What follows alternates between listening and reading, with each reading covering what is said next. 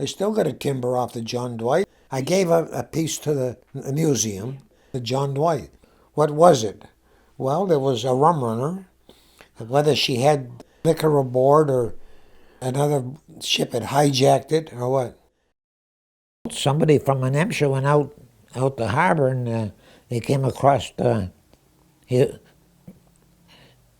don't think it was a dory, but a lifeboat, and I think 8 bodies in it.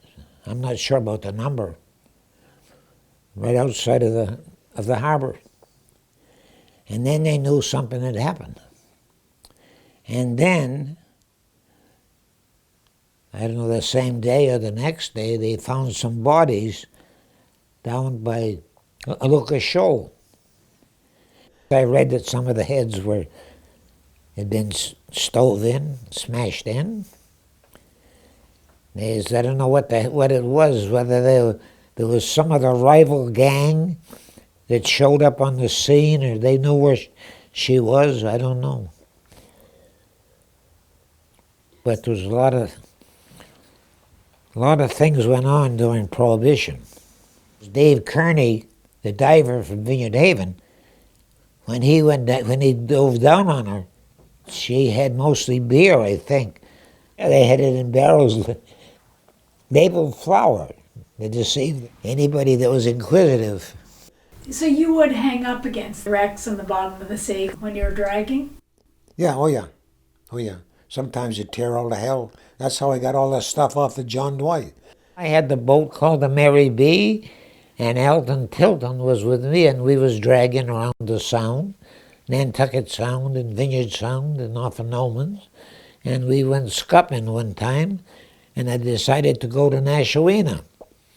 And Alton was telling me, because he'd fished around the Sound a lot, he told me that there's a wreck over here. I don't know, I think he probably said it was a John Dwight, I imagine. And he said it's a mile from the Nashawena buoy. But he didn't know the distance from the shore or how deep she was. So I sat there and started towing to the western. Went in close to shore as I dare go, and we didn't make it. Fetched right up solid. Couldn't get the net back. We did all we could to get it and come ahead with a boat and, tried to tear it clear, but no soap. So there was a fellow from Point Judith in New Hampshire that night, and I told him about it, and he offered to go and try to yank it off, and he did the next day. But after that, I knew right where she was, and I was thinking, well, someday I'll get some diver, or some diver will want to go down on her, and then that'll be a wreck that nobody's been on. And then one day, I told you I picked up the Fairhaven paper, or the Standard Times or something, and they told about this diving club in Fairhaven that had gone down on the John Dwight, and they had some pictures of the binnacle, with the stern wheel, and some other pictures.